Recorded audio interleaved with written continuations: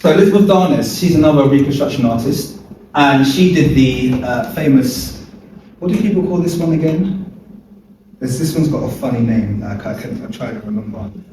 But people mock this one, say it looks like someone, it wasn't Boy George, it was something else.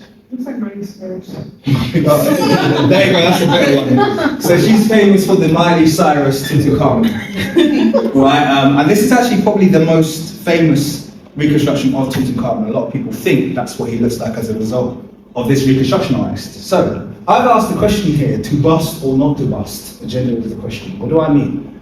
Someone tell me.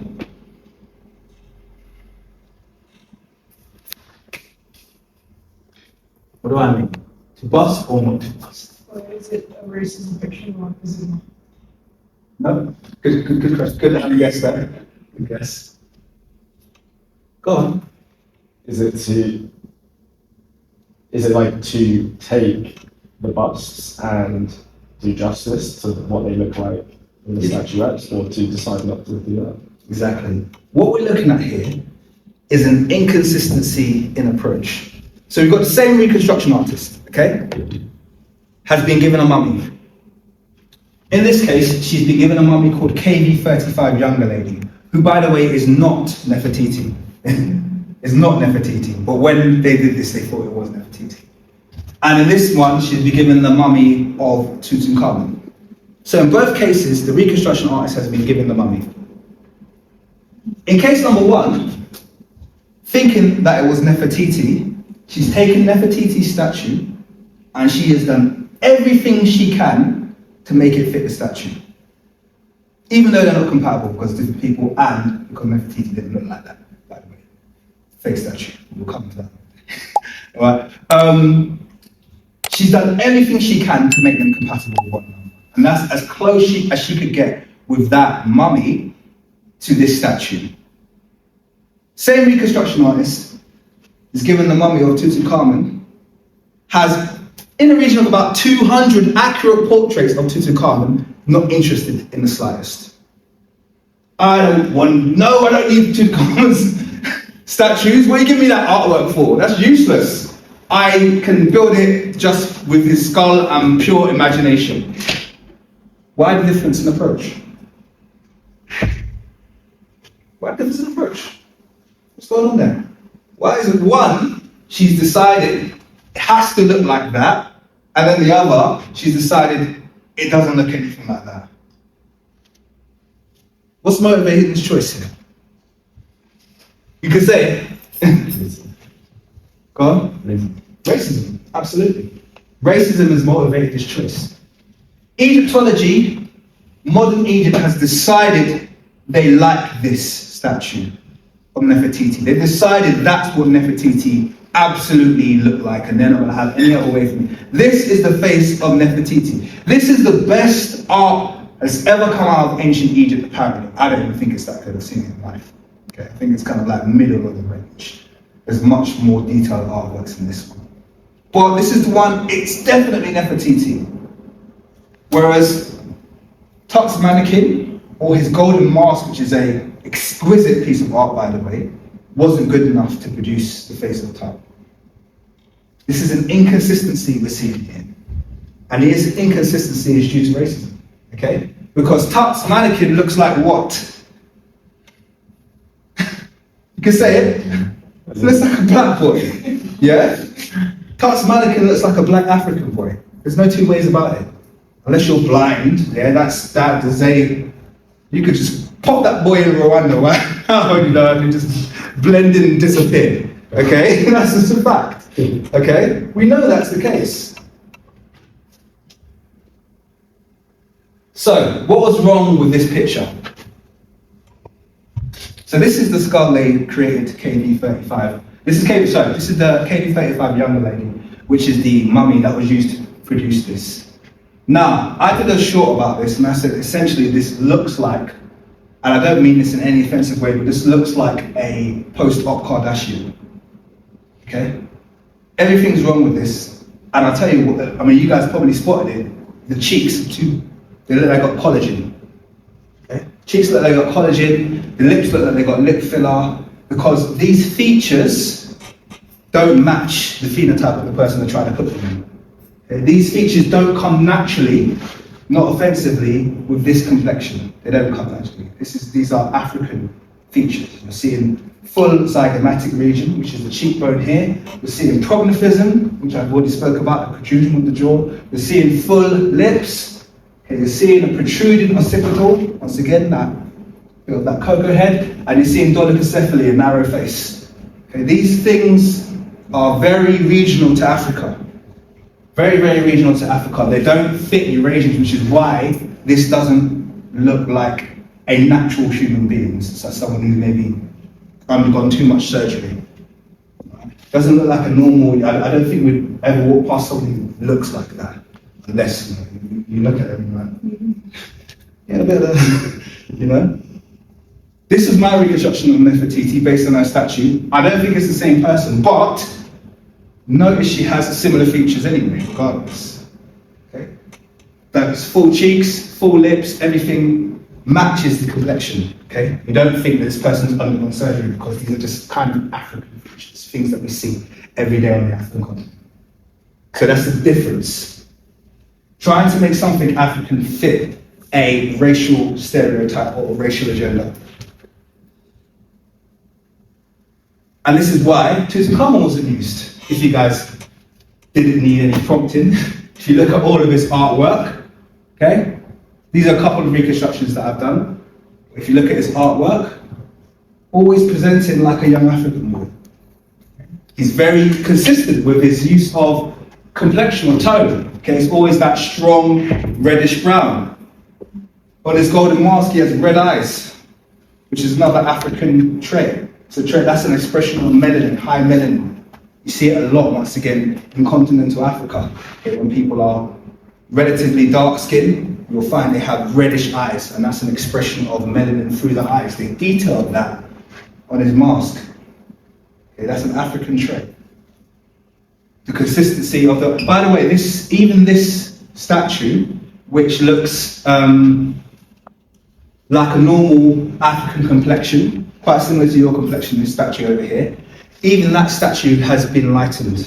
I actually only discovered this recently, but I was reading through the notes left by Howard Carter, who discovered King Tutankhamun's tomb, and a majority of his shwabtis were treated with amyl acetate. Or acetone. Does anyone know what the properties of acetone are? Corrosive. God? Corrosive. Corrosive. It's used in nail polish remover. Okay? It's a paint stripper. They decided they were going to clean Tutankhamun's shwabtis with acetone. The result being the shiny black or the shiny dark brown surface that used to be on a lot of these statues has been rubbed away deliberately. But even so, it still looks like an African. What is the point?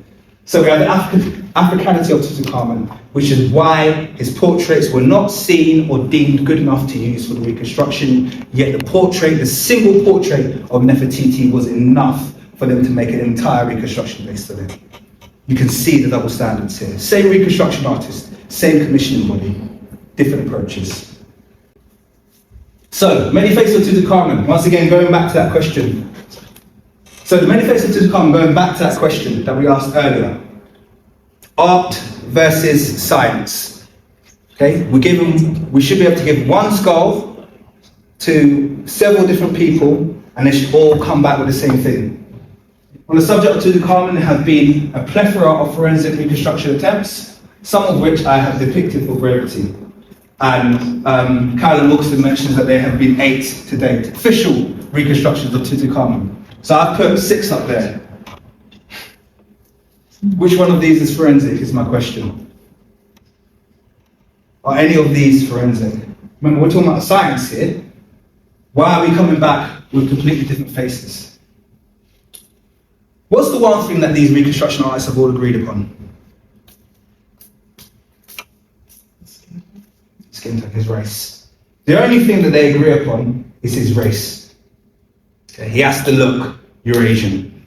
Okay, he has to look kind of like a modern kind of. And that's, as you could see, in total contradiction of his artwork. You've seen his artwork, okay? And they could have made a forensic choice based on the artwork that they're going to give him reddish brown skin. But they haven't done that, not once. And yet, they still haven't managed to cook up any reconstructions that look like the same person. 6 completely different reconstructions, 6 completely different outcomes. So, art or science? This question. Carolyn Wilkinson, one we mentioned earlier, who did the Manchester method of reconstruction. She recently did a reconstruction of Ramses II, or Ramses the Great. That's her reconstruction there.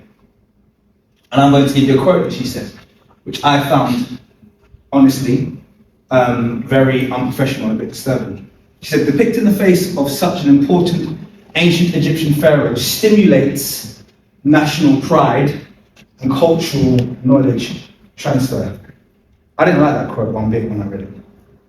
Some of you go, oh, it's harmless, what are you talking about? Stimulates national pride in who?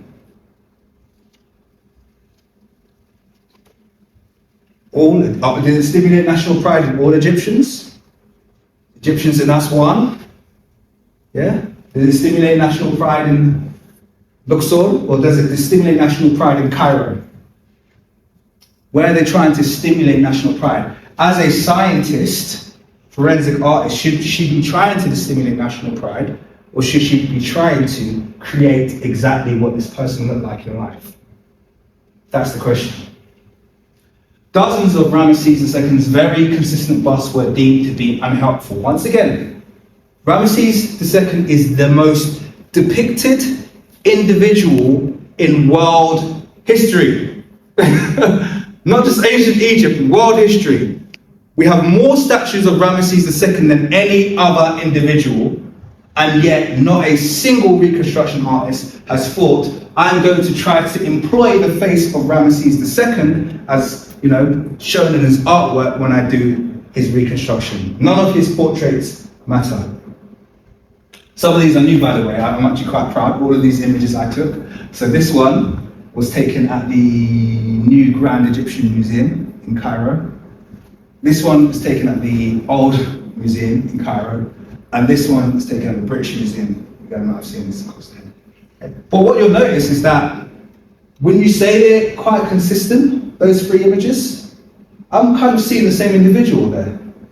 I don't think they're divergent. I think we can quite clearly see he's got some traits that are quite consistent. And yet, not once has any of these reconstruction artists tried to employ the face of Ramses as shown on his artwork. And yet they make these very unhelpful and warrior statements about stimulating national pride for the people who funded research, being the Egyptian Antiquities Department, modern Egypt, who are very aggressive against anyone depicting ancient Egyptians as native Africans. Let's stay on Carolyn Wilkinson. Once again, remember we just looked at Elizabeth Garner's, and we looked at the fact that same reconstruction artist, same funding body, 2 completely different approaches. Let's see if that's an issue with Carolyn Wilkinson. Glaring issue with consistency. This is her reconstruction of Richard III. What do you notice about her? What do you notice about her reconstruction of Richard III? What does it look a lot like? Looks a lot like the artwork, doesn't it? It almost looks like they've got someone with a completely different face and they've tried their best to make it look exactly like a picture. Is that the only time she's done that? Well, let's look at her construction of Bach, the composer, Johann Sebastian Bach. Once again, looks like they've really tried to make it look like the picture. Done everything they can to make them look the same. Same reconstruction artist once again. Commissioned by one body, decides that none of the artwork matters. Commissioned by a separate body, and now the artwork is gospel. Can't be contradicted and it can't be argued with. When the same reconstruction artist conducted reconstructions of composer J.S. Bach and English monarch Richard III, single portraits were not only sufficient but were referenced significantly in the selection of complexion and features. So remember, she's deciding on ethnicity, she's deciding on features. In the case of the latter, the portrait that was not even contemporaneous to his life, so we're talking about King Richard III here, but produced around 75 years after his death. So we don't have any contemporaneous images of King Richard III. This was produced well after his death. Still influenced the Reconstruction artists, and teams tried their best to match its appearance. And let me just give you a spoiler alert. King Richard III's skull looks nothing like his portrait. So this is a bigger issue that English history has to deal with now. Okay, I'm going to leave that to this young man over here to work out in his future research. But Richard III is not compatible with his skull. And I'm sure you guys can see that already. Who remembers what I called the receding of the jaw? I spoke about it earlier. Yeah, good. Retrogrammathism, okay? So the receding of the jaw is retrogrammathism. All of King Richard III's portraits show him as a retrographic individual. His skull is very prognathic. Very, very prognathic. That's already, it's also a very wide jawline. He's got a very narrow jawline in all of his portraits. This one is really funny. They tried to overlay the image with the skull, and you can see the corner of his jaw about 3 inches from the bottom of his face here. They can't marry the two, and this is why King Richard III's reconstruction, even if I was to show you, because I've overlaid these, his mouth is actually somewhere down here, and they had to move it up to make that region, which is called your alveolar region, to make it small. Because when the alveolar region is large, like in the case of King Richard III here, once again, makes someone look really African. Large alveolar region. It's one of the reasons why Africans can have a larger top lip, because that region is filled a lot of the time with the top lip. Okay. King Richard III, by the way, I'm not saying he's an African, okay? This is not about that. The point being that this skull, which they have decided is King Richard III, which they found in a car park, and for some reason they said this is King Richard III, they are absolutely certain it's him, is not compatible with these portraits. I don't know why the case is. I'm not arguing that it's a black man or an African man. Oh, by the way, another thing that they know is the nasal passage, and this is Carolyn Wilkinson's own work. The nasal passage dictates 60% of the final nose breadth. Okay? So however big that hole in the middle of your face is, that will make up 60% of what your nose looks like when you're alive. Okay? So we can calculate that this nose should be about this wide in life. Not a massively wide nose, but not that. Carolyn Wilkinson knows what she's doing here. This is not an exercise in science. She has been commissioned by the King Richard III Society to make that skull look like their king, and they are not compatible. There's an issue here. Okay? I call it a make it fit agenda.